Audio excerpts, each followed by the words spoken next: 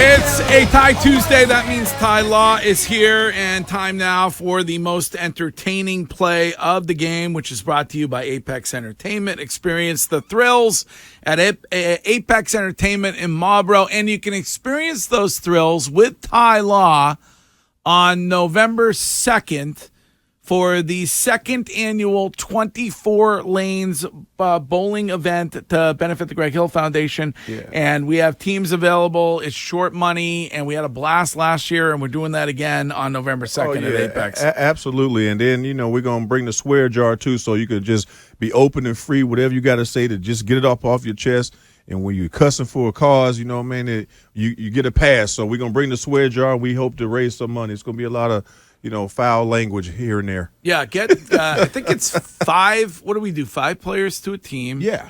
I think it was $1,200 total. Yeah. Mm-hmm. And a whole bunch of corporate teams entered, and a bunch of people. No, it was a great time. It was a great time. And so we were loaded up last year, and we'll do the same. Just go to thegreghillfoundation.org. Right. If you want to get in on that. And so what was your most entertaining play of the game on Sunday? Well, Greg, it wasn't a lot to choose from. let's put that out there. But if I had to pick a play, I would say the safety with Matthew Judon. Yeah. That was like I said, it wasn't a vast. Yeah. And that's what you need. You need to stop a Hail Mary, and you needed that safety to win exactly. Win the but the point is, you got to win the ugly ones. It was ugly. Patriots got to win. There's this argument out there. I hear it all the time that Patriots fans are settling, and they're. You beat the Jets, big deal. That's a Jets team that is quarterbacked by Mac Jones. And why aren't Patriots fans angrier? Are you a win is a win guy when it comes to the NFL, or do you feel like Patriots fans need to expect more when it comes to? This is the NFL. It's hard to win football games. Injuries are a part of the game. Things happen, and in order to win a championship, you have to stay healthy. We were fortunate enough to stay healthy on those championship runs, when it counted. So a win in NFL is a win. If you're not on the field, we can't make that excuse. Oh, I can't count this win because Aaron Rodgers didn't play. Mm-hmm.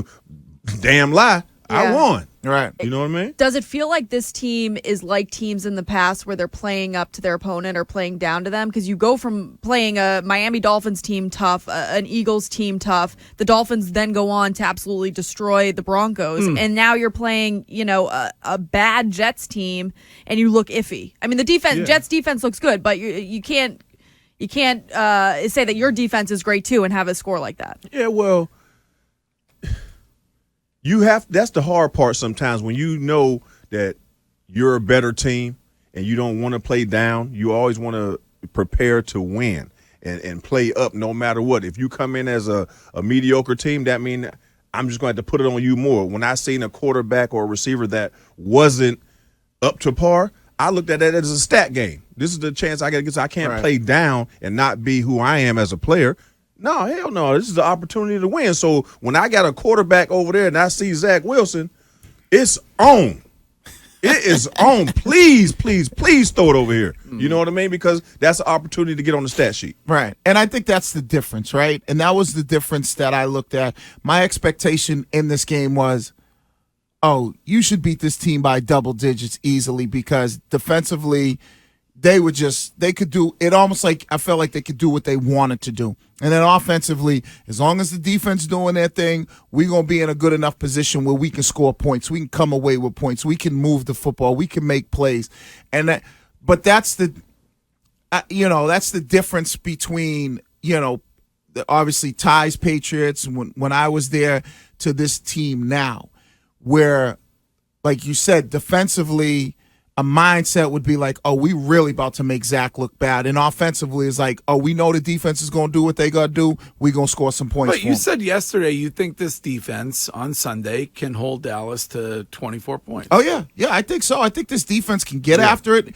Christian Gonzalez has proven that, he could play, man. He's just got to get rid of that number 6. I can't take him wearing number 6. But defensively, and get after the quarterback. They can play coverage. They can scheme up a lot of different things.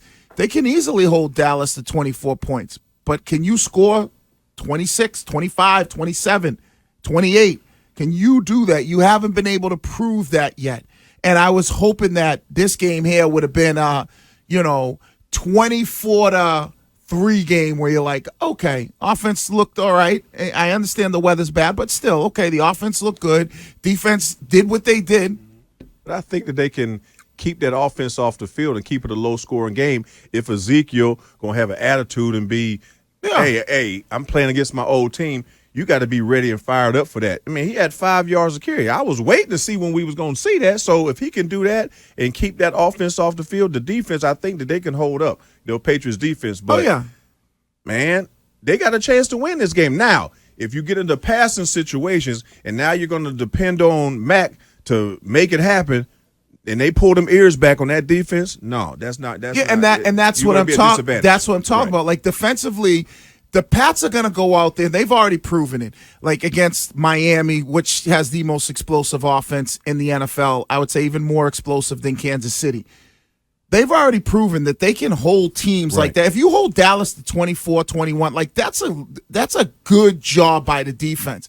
That's a winnable game. But it's going to come down to, and I've said it all the time, offensively, can you now go out there and score 26? Because defense held them to 24.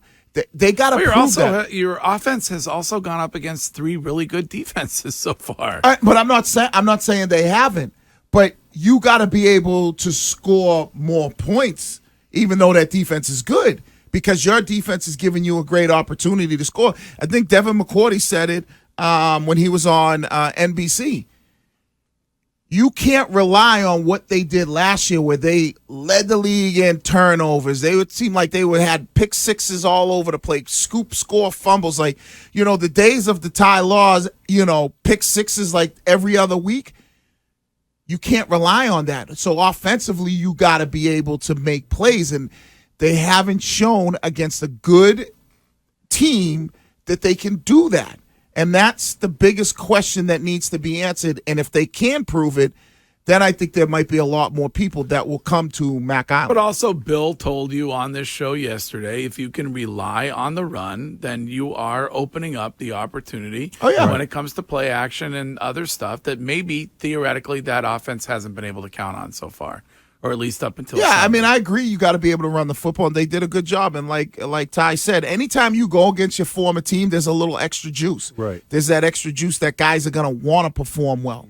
And hopefully the outcome's different. I remember when Ty and them came to Minnesota, and I forget what year that was, like 05 or 06, and like my juices were flowing. I was like, oh yeah, I'm about to go out there and get mine. And we ultimately, Curtis was the score of that game, 31-7. 31-7. You had 4 catches though. But I had, I did my part. Right. Text from New Hampshire for you, Ty Law. Yeah. Would anybody currently on this roster be able to get a catch against you? When I was playing, nope. Right now, probably not. So, I go out there. I got a couple plays at me, but you know what?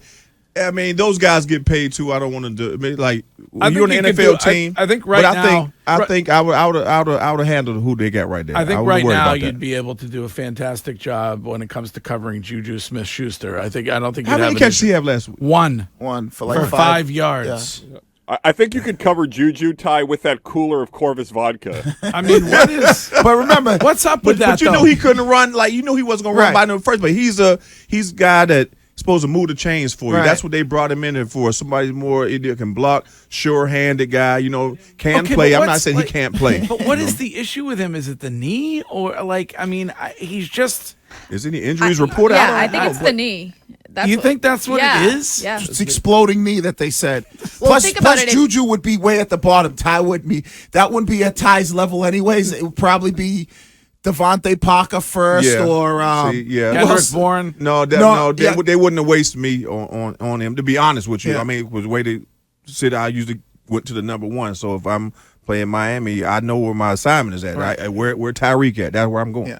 Man or zone, that's where I got to go. I guess Kendrick Bourne would be number 1, so Ty would probably be on Bourne. Yeah, I would probably be on Bourne, Yeah, Juju would be like, he'd be way down the list. It'd be way down the list. Yeah, that'd be like Puddins, Antoine Harris, something, you know what I mean?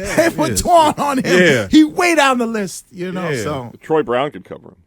Yeah, Troy could cover. Troy probably lock him down. But you know what, like I said, Juju, they brought him in for a reason and to move the sticks. He's like a chain mover, a faster tight end, somebody that can When will he be get there, doing? but you're not going to get the explosive plays. When will he be doing that? Is that week 8 or when? I guess he's still getting adjusted, trying to figure out the playbook or something. Well, the problem is when he was successful in Pittsburgh, he had AB. Antonio Brown, yeah. And I forget who was Montavious Bryant, I think they had. Yes. And then when he had success last year, a little bit of success last year, he was in Kansas City. So he wasn't the number 1, number 2, number 3 option. Right. When you are now looked at here and you're like looked at to be technically the number 1 option because you replaced Jacoby Myers, who was the number 1 option. Right. That's generally not what you do. And as far as the rest of the receivers, your salary dictates in your new contract, they say that you are number 1, number 2. Right. Before you go, what do you make of some of the calls or non-calls in that football game on Sunday? Or is that just the NFL now when it comes to PI? Yeah, that's the NFL now. Like I say, I understand when people try to protect players, but when the game is on the line and with those iffy calls, you got to go ahead and just, let guys play. I mean, the referees, I don't know what the standard is for a penalty or a pass interference. I don't understand what the standard is. The one in the end zone? The one in the end zone, was that Miles Bryant they called that? Yeah, against? on I believe it was Randall Cobb. Like a half shove and like he stumbled and it made it look worse. So, I mean. Ridiculous. Yeah.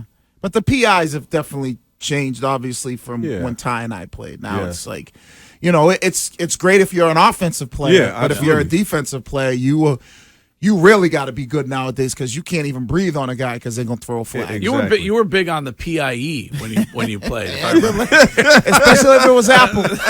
I did love some Apple. And Ty, I have an idea for the free windows. Yeah, you were a guy that could protect tight windows on the field.